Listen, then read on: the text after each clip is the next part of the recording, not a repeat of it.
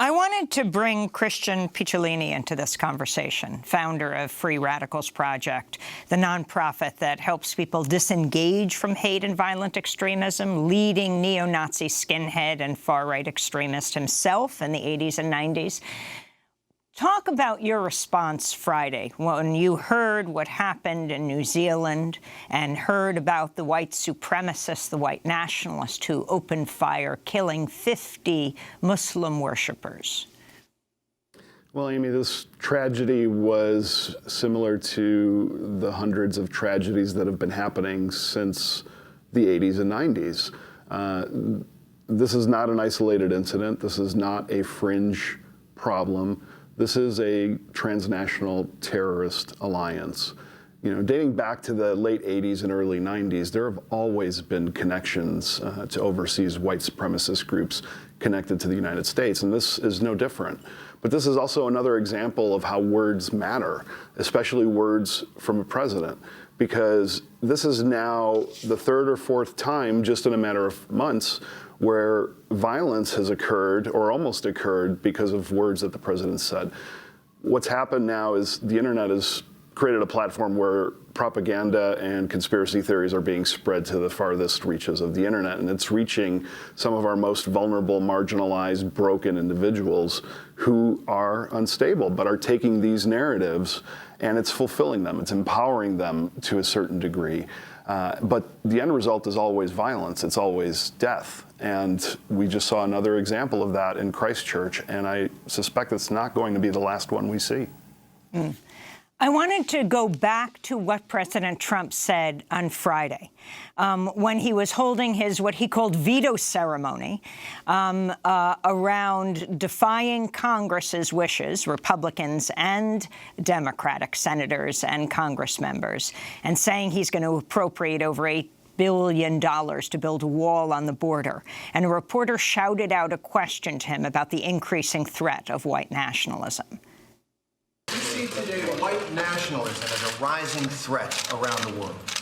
I don't really. I think it's a small group of people that have very, very serious problems. I guess if you look at what happened in New Zealand, perhaps that's a case. I don't know enough about it yet. They're just learning about the person and the people involved. But it's certainly a terrible thing, terrible thing. Terrible thing, he says. Christian Picciolini, respond. Well, I think the president is either uninformed or he's complicit, because this is a problem that has been very visible in our country, you know, for the last 5 or 6 decades. You know, it started with Timothy McVeigh and really with the Oklahoma City bombing, and it really hasn't stopped since then. In the 80s and 90s, the white supremacist movement had a very concerted strategy to mainstream. We recognized back then when I was involved that we were too edgy. Our shaved heads, the tattoos were putting off the average American white racist. So we decided that we needed to look like them, sound like them, and go where they were. So we encouraged people to grow their hair out, to trade their boots in for suits, and to get jobs in law enforcement, and to go to the military and get training, and also to run for office if they had a clean record. And the fruits of that labor are now coming to fruition. But I can tell you that even 30 years ago, I never would have guessed that we'd be in this position today. But I can tell you also 30 years ago, we didn't have a propaganda center and a command post on Pennsylvania Avenue. Talk about the importance of the internet in all of this, Christian Picciolini. I mean, as we now know, as what happened on Friday, the shooter, as he opened fire, he live streamed this on Facebook. He live streamed this. We haven't shown any of those images. Facebook would soon take that down. Of course, some caught it. Hours after Friday's attack, the president of the Council on American-Islamic Relations, or CAIR, blamed Trump for the rise of anti-Muslim terror in the U.S. and abroad. This is Nihad Awad. The terrorist has quoted the most powerful person in the world, President Trump.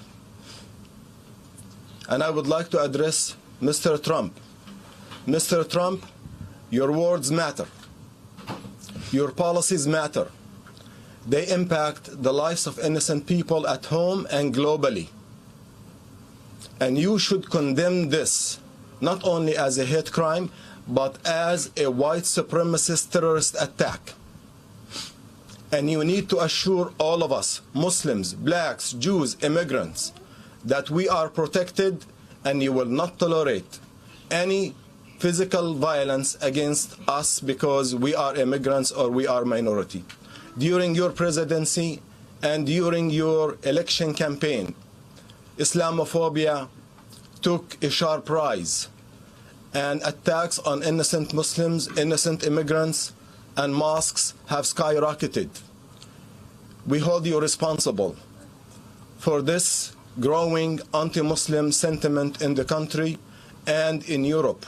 So that's Nihad Awad. I'd like you to respond to that, Christian, and also the importance of the internet when it comes to the spread of right-wing white supremacy. Well, you know, I think a president's words don't just have immediate consequences. They'll have lasting consequences for all the young people who are being born now into this environment of pure extremism. You know, as far as the internet goes, you know, let me paint a picture of who may be on the internet. It's not just our friends and you know, dog pictures, but there are millions of marginalized, alienated, broken young people who are looking for identity, community, and purpose in real life and can't find it there, but they can find it online. And the internet has become flooded since the 2016 election, and even just before that, by propaganda and conspiracy theories coming in from Eastern Europe and from Russia. And it's very difficult to not land on some of this propaganda. But they're also going to some of the most, the places where some of the most vulnerable people are, depression forums, online autism forums.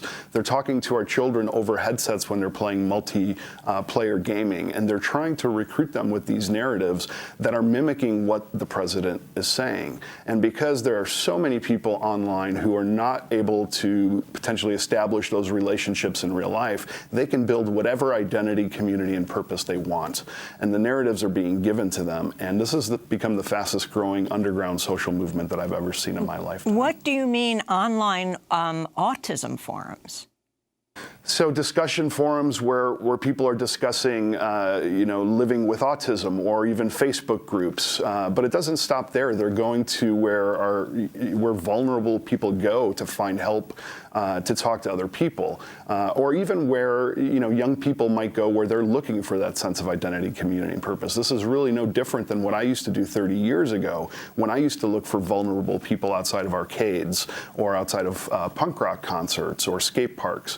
Because the idea is you are banking on the fact that somebody there is going to feel marginalized, is going to have what I call potholes that deviated their path, those things that appear in life like trauma, abuse, poverty, mental illness, that maybe alienate them from the rest of society, and then they promise them paradise.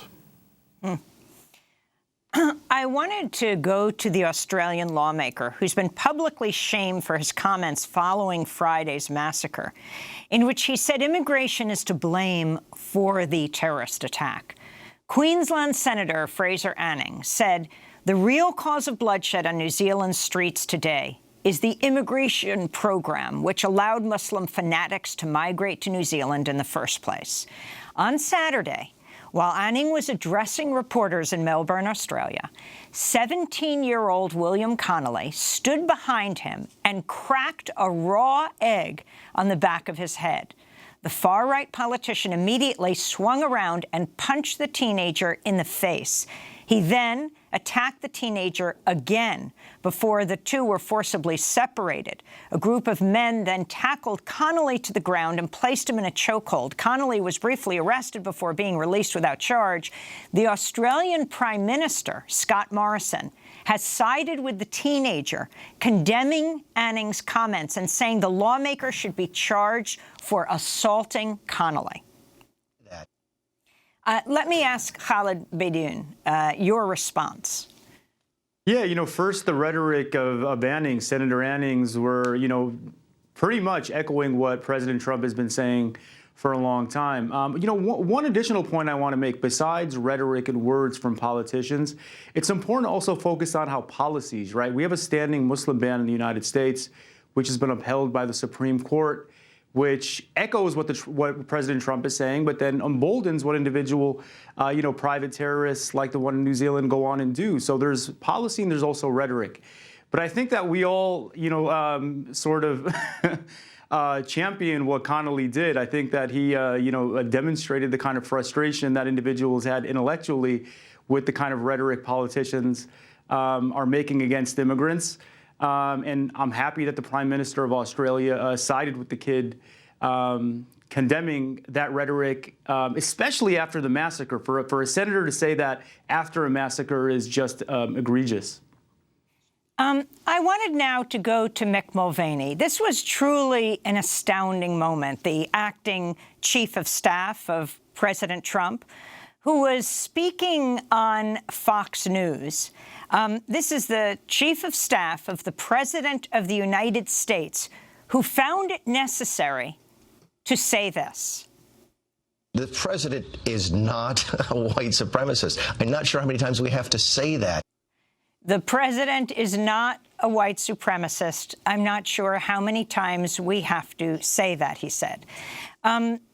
Christian Picciolini, you come out of that movement. You were an avowed, proud white supremacist for decades in the 80s and in the 90s. President Trump tweeted this weekend over 20 times. Not once did he mention the massacre. Can you respond to what Mick Mulvaney says? How do you define white supremacy? It is your life. You were a white supremacist for years, and now you fight against it and try to bring people out of this whole movement. Yeah, I think, just like hatred, white supremacy is born of ignorance. Fear is its father, and isolation is its mother. When we don't understand something and we become afraid of it, sometimes that turns into hate. I think a lot of, policies that have come out of this administration have mimicked things that 30 years ago I would have applauded. In fact, white supremacists today are applauding this president's policies and even his words. And in return, on occasion, the president will retweet a conspiracy theory from a white nationalist. This is a problem because, one, we're not calling it out. We obviously have very open wounds in the United States that deal with racism. That's still affecting people. And it's something that we shouldn't really take lightly because now it has turned into direct action against people of color, against Jewish people, against Muslims, and against even the media and politicians. And this is something that words really have consequences. I can tell you, Amy, 30 years ago, I wrote racist music and racist lyrics, and I performed those and sold that music. Well, I never really thought that it had gone anywhere, but 30 years later, that music got into the hands of Dylan Roof, who posted my lyrics on a white supremacist message board just 4 months before walking in to the Mother Emanuel Church in Charleston. Mm-hmm. And that is the power, and those are the consequences of our words. And like I said earlier, President Trump's words are going to have lasting implications for our democracy, for our children growing up, and for citizens now who are in fear of their lives because we can't even acknowledge that there's a problem, let alone we're not prepared to address it. In 2007, Daryl Johnson with the Department of Homeland Security called out the fact that white supremacy was on the rise. And that, under President Obama, that was shelved. So this goes back a long period in our history. This certainly isn't just President Trump, but I can tell you that for the first time in modern history, our president's words are actually causing people to murder each other. And again, the alleged shooter in New Zealand praised Donald Trump also praised Dylan Roof and talked about what an inspiration he was. And yes, it's very important to talk not only about what happened there, but also to talk about what happened in Pittsburgh with the killing of the Jews, the same language used, the Jewish worshipers there at the Tree of Life Synagogue, talking about invaders and invasion. And that's the same language that President Trump used once again on Friday, hours after the manifesto came out, repeating those words. I want to end by reading a few of the names of the victims of the Friday massacre at the New Zealand mosques. Among the dead are 71-year-old Haj Daoud Nabi, 44-year-old Husna Ahmed, father of 2 Lilik Abdul Hamid, and 3-year-old Muqad Ibrahim. Just 4 of the 50 people, the 50 lives lost in the terrorist attack.